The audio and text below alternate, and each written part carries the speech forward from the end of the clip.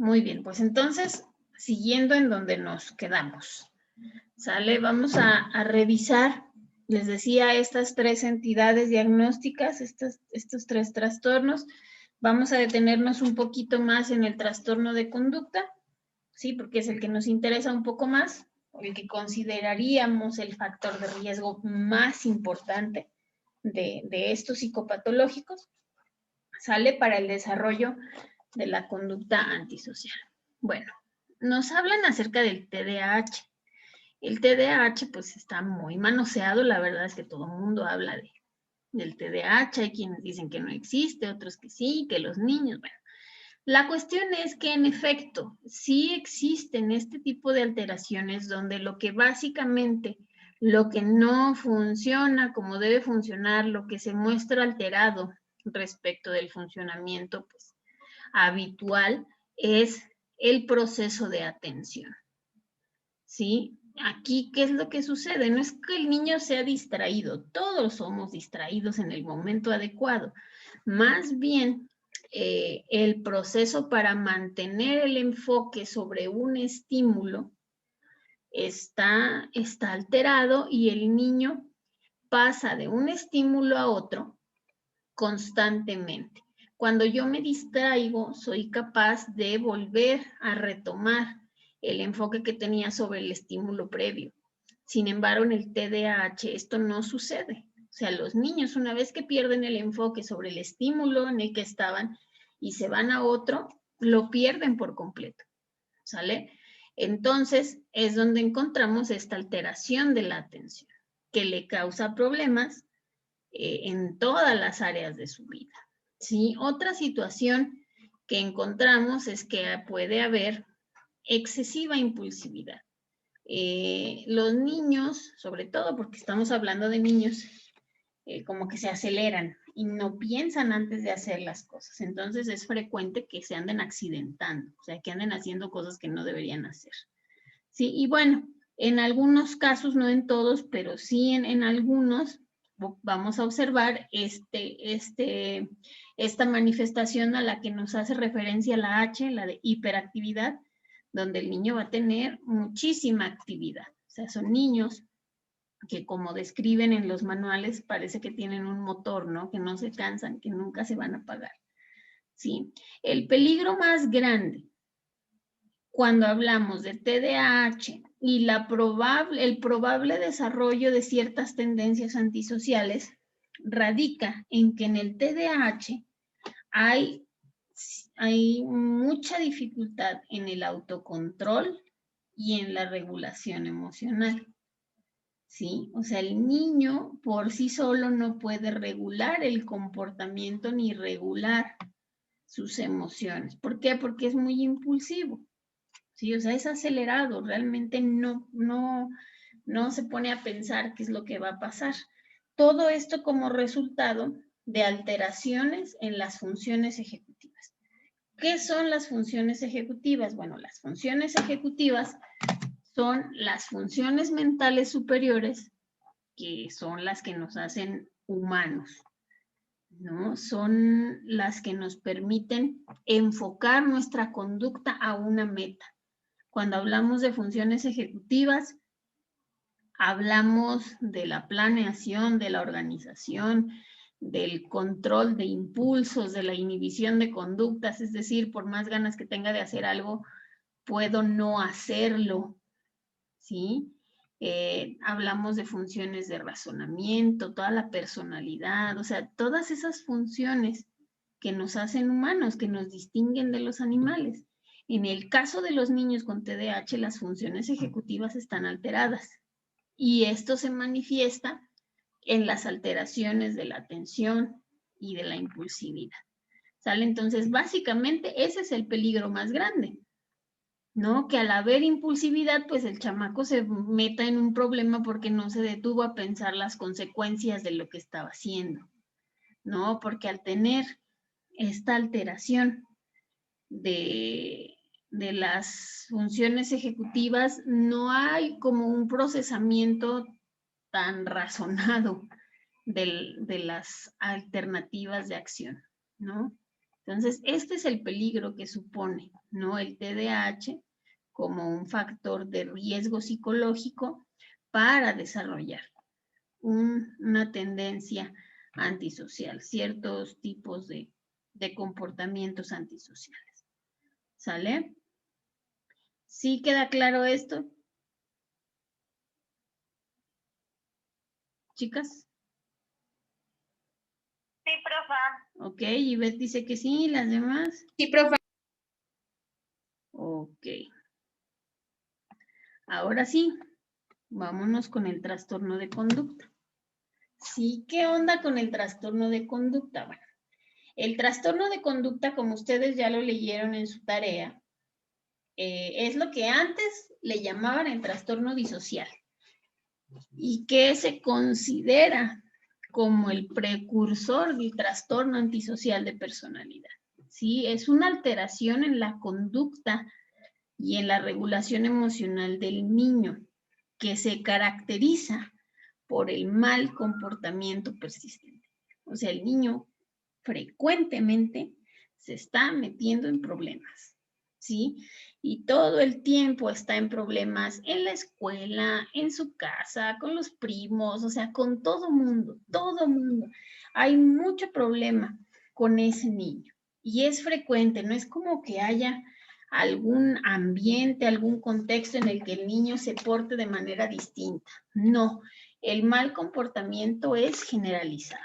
Y esto le causa muchos problemas y causa muchas perturbaciones en el ambiente familiar y escolar. Sí, o sea, el niño causa muchos problemas, ¿sí? En los contextos en los cuales está. Algo bien importante es que estos problemas, este mal comportamiento persistente al que nos referimos, ¿cómo lo vamos a conceptualizar?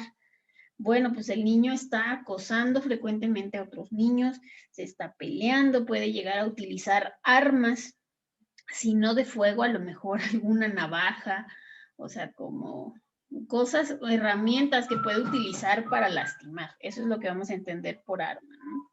Amenaza a las personas con estas armas, puede llegar a ser muy cruel en lo físico, ¿sí? Tanto con personas como con animales. Destruye la propiedad ajena, constantemente dice mentiras. En casos graves podemos encontrar agresiones sexuales, ¿sale? Entonces, no es algo así como, ay, se porta mal y no me hace caso. O sea, no, realmente estamos hablando de un mal comportamiento muy grave, ¿sí? Y que va a llevar al niño a provocar incendios, a robar, a irse de casa, a dejar la escuela.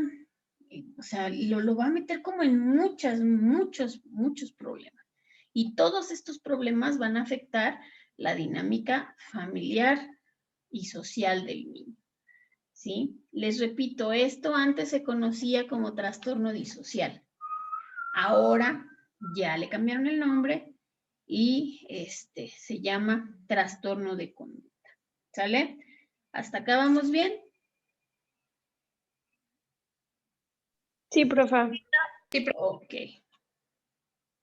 Ahora, hay que distinguir que este trastorno disocial o el trastorno de conducta se puede presentar con las mismas características, pero de diferente manera, sobre todo hablando del momento en el cual inicia. Si en ambos casos, ya sea de inicio en la infancia o en la adolescencia, este trastorno de conducta o trastorno disocial representa un déficit en el control emocional y comportamental. O sea, el niño no tiene mucho control ni emocional ni sobre su conducta, ¿sí? Por eso tiene este comportamiento tan problemático. Ahora, cuando es de inicio en la infancia, ¿sí? O sea, cuando son niños, o sea, hablamos de entre los 5, los 8 años, más o menos, imagínense, ¿sí? ¿Esto cómo se manifiesta? Bueno, con muchos problemas de conducta y de disfunción familiar. ¿Sí? Porque son niños pequeñitos que están haciendo todo lo que ya les dije anteriormente, ¿no? Golpeando compañeros, amenazándolos con armas, acosándolos, pues matando animales, torturando animales, o sea, cosas muy terribles. Niños pequeñitos, entre 5, 8, 9 años, ¿sale? Eso es lo que consideramos el inicio en la infancia, ¿sí? Cuando son muy chiquitos. O puede presentarse de inicio en la adolescencia, a partir de los 12 años. Y ahí, más bien tiene que ver con esta rebeldía o el rechazo de las normas del sistema familiar. En ambos casos, esto se va a ver reflejado en problemas de conducta y de disfunción familiar. O sea, la conducta del niño va a causar problemas en la dinámica familiar. La dinámica familiar va a dejar de funcionar como resultado del comportamiento del niño. En estos dos casos, el de inicio en la infancia y el de inicio en la adolescencia, ¿ustedes cuál creen que tenga peor pronóstico? Es decir, ¿a quién creen que le va a ir peor, al que inicia en la infancia o al que inicia en la adolescencia?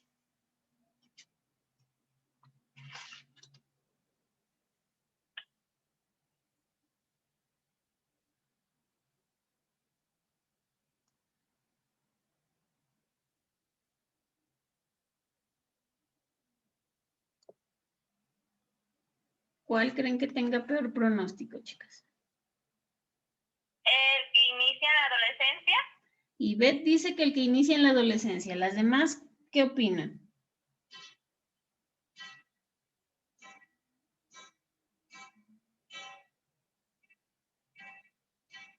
¿Qué opinan las demás? ¿Cuál tendrá peor pronóstico?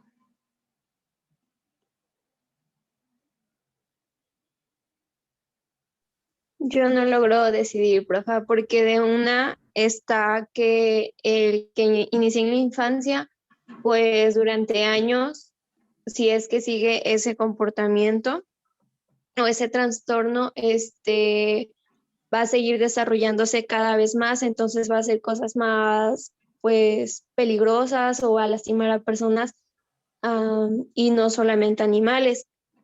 Pero pues si los papás lo detectan, entonces puede que sea mínimo.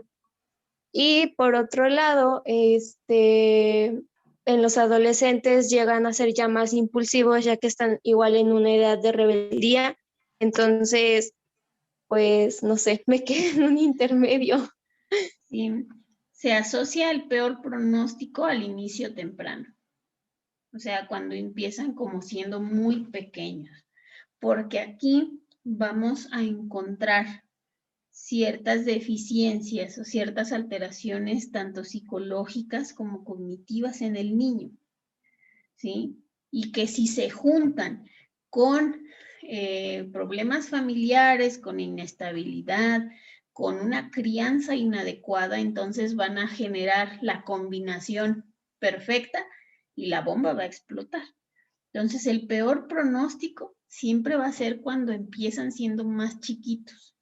En el caso de los adolescentes, generalmente este tipo de comportamientos está relacionado con el grupo social, con las influencias externas. Entonces puede haber un poco más de, pues como de rango de acción ahí, ¿no? Si se alejan de esas influencias, en muchas de las ocasiones se quita la conducta, ¿no? Entonces va a ser como más grave, como los efectos más graves cuando empiezan siendo muy chiquitos. ¿Sale? ¿Sí vamos bien hasta acá, chicas?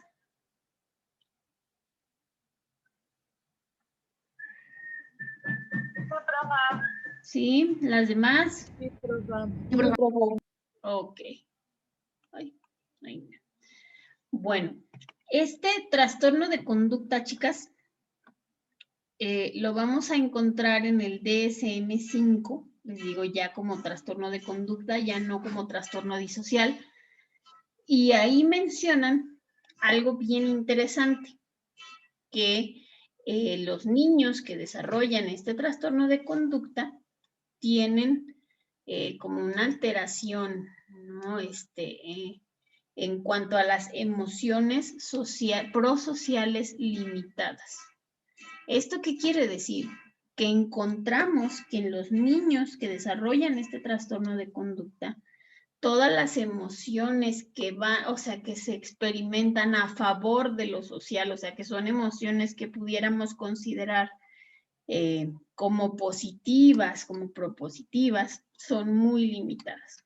Y al contrario, vamos a encontrar un especificador que le llaman el DIA, que es la dureza e insensibilidad afectiva, y que se caracteriza por la ausencia de remordimiento, la falta de empatía, la despreocupación por el remordimiento y el afecto superficial o deficiente. ¿Esto qué es? Que los niños que desarrollan este tipo de trastorno no se sienten mal por lo que hacen. O sea, no sienten remordimiento por matar el perrito, por aplastar el pajarito, o sea, no se sienten mal. ¿Sí? Eso lo consideramos un especificador de esta dureza e insensibilidad afectiva. Otro, la falta de empatía. ¿Se acuerdan esta capacidad que tenemos para poder experimentar, para poder colocarnos en el lugar del otro y ser empáticos respecto a cómo se siente? Bueno, en este caso los niños no lo experimentan. Otra característica bien peculiar es la despreocupación por el rendimiento. Es decir, a estos niños no les importa mucho ir mal en la escuela o que los corran o que los regañen. No les importa. Así no les importa mucho. ¿No? Si les planteamos así de, oye, pero es que mira, te van a correr de la escuela. Ah, pues ya estará, ¿no? Ya será mi destino. O sea, no les importa mucho que no les vaya bien en la escuela, que tengan muchos problemas con su familia, con sus papás, con sus hermanos. Y el afecto es deficiente. ¿Esto qué quiere decir con que es deficiente y superficial?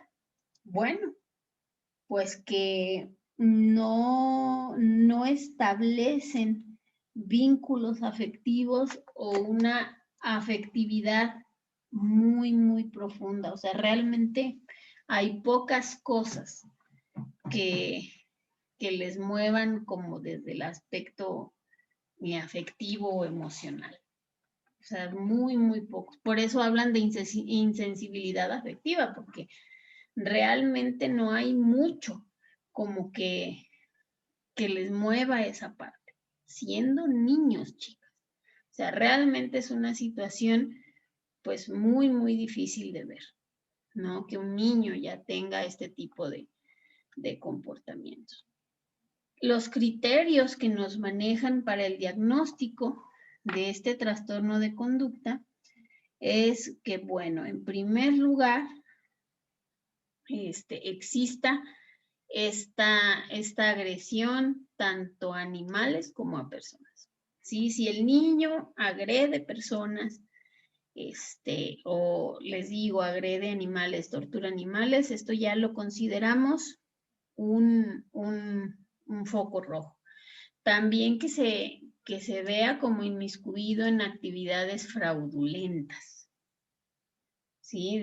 Como de robo, que ya empiece a cometer como delitos pequeños, sobre todo pequeños robos y ciertos fraudes. Destrucción de propiedades, es decir, que pinte paredes, que rompa ventanas, que rompa muros, pues cosas de estas. Y este patrón grave de violación de las normas, es decir, que si en casa le dicen que no puede salir, él se sale y se va. O en la escuela le dicen que no puede hacer tal cosa, lo hace. O sea, hay una violación grave de todas las normas, ¿no? Que están en su contexto social. ¿Cómo vamos hasta ahorita, chicas? ¿Vamos bien? ¿Sí va quedando más o menos claro en qué consiste esto del trastorno de conducta?